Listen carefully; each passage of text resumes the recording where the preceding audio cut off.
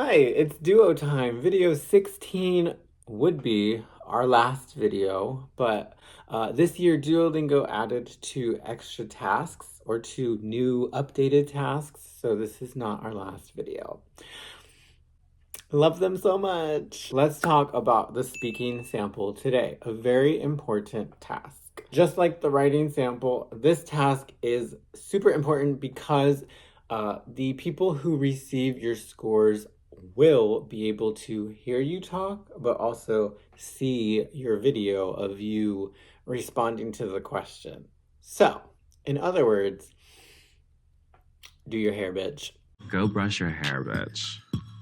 Go brush your hair. Speaking sample. You need to speak for 3 minutes. If you look at the task, yes, I know. 1 minute is the minimum, but ask yourself, do the high scoring students speak for 1 minute or do they speak for 3 minutes? You know the answer. They speak for 3 minutes. So prepare to speak for 3 minutes when you're practicing this task. Thank me later. Now, let's look at the example questions they give us in the guide. It is interesting if you compare the examples at the end of the guide. So they have describe a movie you enjoy, who is a person who has influenced you, very typical speaking or writing prompts. And then you look at the one earlier in the guide, describe a time when you filtered out misinformation, blah, blah, blah, blah, resources, blah, blah, blah, blah. I guess they want to surprise you. I guess these are good examples of how different the levels of difficulty could be for this type of question. But that's good. I mean, at least they gave us a heads up in the guide, so we can prepare for that. So in this video, I'm going to do 2 examples. Oh my God, I'm tired already. But first, what is my guide for preparing for this task? What can I use to help me focus on what's important for the people scoring me? Remember what they say on page 77 of the guide. For open response, I need to stop pointing at you. For open response questions, you need to remember how you are scored. So the how the questions are scored section is on page 35. Oh my God, I was right. She knows her words. I'm making sure the judges see every word. So on page 35, you have to be a detective to find all the correct information to prepare for this test. On page 35, we see everything we talked about in the last video for the writing sample. Relevant content, organization, vocabulary, grammar, and now they are adding fluency and pronunciation, which makes sense. You're speaking. Let's stop here for a second and just review what is fluency and pronunciation for tests. When you think fluency, just think of the word smooth, like speaking smoothly. Yes, they have speed in the description here, and I know a lot of people, when they think of fluency, they think of speed.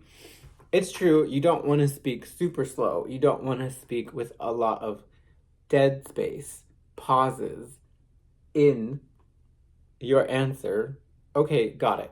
But that doesn't mean you have to speak at, 110 kilometers per hour every time you speak. Is that fast? I'm trying to do kilometers.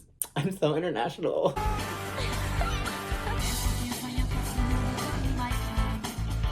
Fluency is about speaking naturally. So, for example, this is fast. I think speaking will help because it will help get me a better score. I think speaking quickly will help because it will help me to get a better score. Which one is easier to understand? Which one is more natural? Which one is more pleasant for somebody listening? The second one, but it wasn't the fastest one. So you see what I mean? Like, don't just assume because you're speaking quickly, you sound good. Just remember that. You're welcome again. Also for pronunciation, you don't need to think, oh, I need to completely get rid of my accent for this test. I don't know if that's the most useful way or productive way to approach Your pronunciation when you're preparing for a test. We have limited time here usually, and it takes people years to get rid of their accent. The important thing is that your accent doesn't create problems, misunderstandings, or miscommunication. As long as you don't have those, then your pronunciation is probably fine. You can have an accent and you can still score very well on any speaking test. So, how do you find these problems when you're studying by yourself? Okay, here's a tip. Okay, find a TV show or movie with some native speakers and the accent you like. Listen to the speaker speak, record yourself saying the same thing, and then listen to them both and compare. Did you find any problems? If not, then you're fine. And if there was something where you're like, wow, I say this word or these words extremely differently than this native speaker in the show, then that's what you can focus on and fix. Okay, I think we have all the information, so we're ready. I'm ready to speak. Here's my first question. I'm gonna choose question 2 from the guide, the geography question. Question 2 says, describe the geography of the country where you currently live. How does the geography of the country affect its people and its culture? I'm gonna answer this right now. I did not practice. I did not write down my answer or anything. This is completely unscripted because I didn't have time. 100% authentic off the top of my beautiful head. By the way, I'm only doing 1 minute and 30 seconds only because I don't want this video to be like 20 minutes long because editing. Alright, so do as I say, not as I do. Thank you. 3 minutes for you guys. Okay, ready? Okay. Oh my god. I always get so nervous. I'm shy. Okay, I live in the USA, and the first word that comes to my mind in the USA is diverse, and I think that works for this question. Our geography is very diverse. We have, for example, we have coastal places like California, oceans, beautiful places with oceans like Miami. We have mountainous areas. I live in a mountainous area, and we have very urban cities, big cities like New York, but also hot desert places like Arizona and Texas.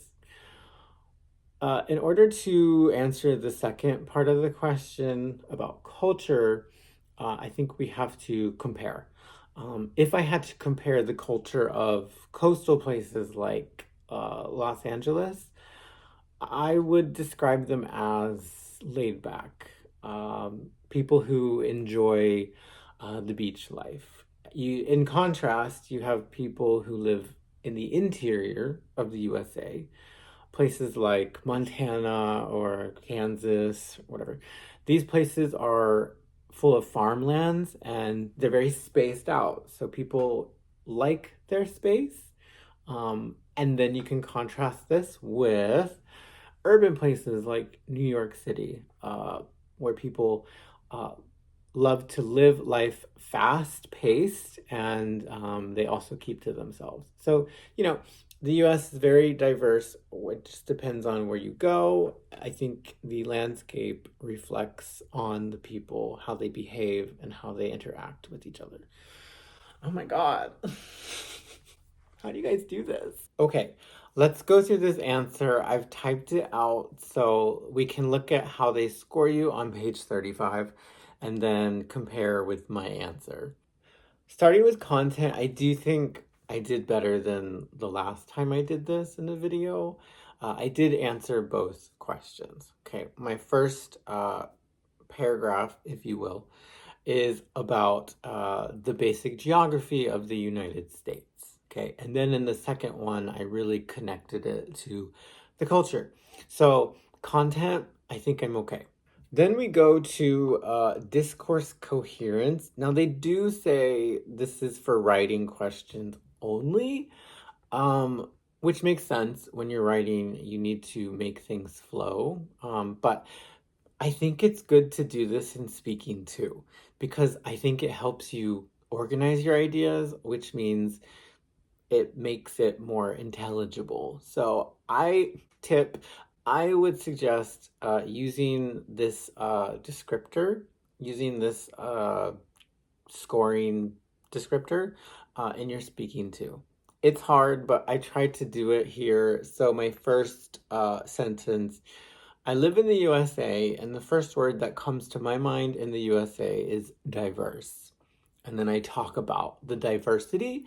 And then I don't have a lot, but I have other organizational language in order to answer the second part. That is a, connector. In contrast, okay, did I say anything else? For example, use those in your speaking. I think it's okay. Maybe it's not the most natural conversational thing, but it helps us organize. All right, vocabulary, diverse, with coastal, mountainous, laid back, contrast, interior, farmland, spaced out. That's a phrasal verb. I don't have many phrasal verbs or idioms. I was very aware of that, but I just couldn't think of any that fit here. Fast paced, to keep to themselves. That's kind of a phrasal interact, behave. My vocabulary is not super duper like C1 whatever, I think, but there is a range. There's simple, of course, and there's some complex. So don't forget about those phrasal verbs and idioms. Grammar. The grammar slayed, like always. For the grammar, right out the gate, right off the bat. Oh, love these idioms. I live in the USA, and the first word that comes to mind, that is a clause. Okay, I think that works. That's a clause. Simple comparisons. We have a lot of clauses in here. Subordinate clauses. I always like to use a conditional. So if I had to compare the culture, that's my conditional I threw in. I have a lot of relative clauses. You have people who live in the interior, places like New York City, where people love to live life fast-paced. That's actually a mistake. Noun clause, I think the landscape reflects on the people and how they behave and how they interact with each other. So the grammar's fine. And then fluency and pronunciation. English is my first language, so I don't think we're going to talk about that. Okay, now let me try the hard one. I'm not looking forward to this. Question is, information comes from many sources, including the people around us, the media, and even our own thoughts. How do you decide which information is most important to focus on? Describe a time when you filtered out some sources of information to give other sources your full attention. Include details and examples in your answer. Okay, first things first, this is not an easy question. So my question is, how many questions are there? 2. How do you decide which information is important? Describe a specific time you filtered information. So I'm starting this response with, you have 2 jobs. Mike, you have 2 jobs, okay? Here we go. I don't want to give myself too much time to think about this because we don't have a lot of time. So here I go. Okay. How do I decide on which information is the most important to focus on? I think I look at the basic credibility of information. This question addresses how information comes from social media, people, and ourselves. For me, I feel like most of my information comes from social media these days because I spend so much time there. So when I look at, let's say, for example, political information, I look at, who is posting, and if it looks credible, not really opinion based, but if people are giving me opinions with facts, statistics, visuals, research, then I think I pay a little more attention to it. And then I go further and I go and I check that stuff myself. So how do I focus on the most important information? The basic credibility of what is presented to me. Okay. And then moving on to the second question, let's talk about a time where I filtered out some important sources of information, or some sources. I think right now in the United States, This is a really great example. We have an election this year, so right now I'm in this process of filtering out, what seems like biased or poor information. But that's it. Yikes. Let's pray that you don't get a difficult question like this on the test, because that was actually really, really difficult. But again, don't lose hope if you feel like this is too much. Practice, okay? That's why we practice. Now, I hope this video helps. You know what to look for with these responses, okay? We analyzed my first response.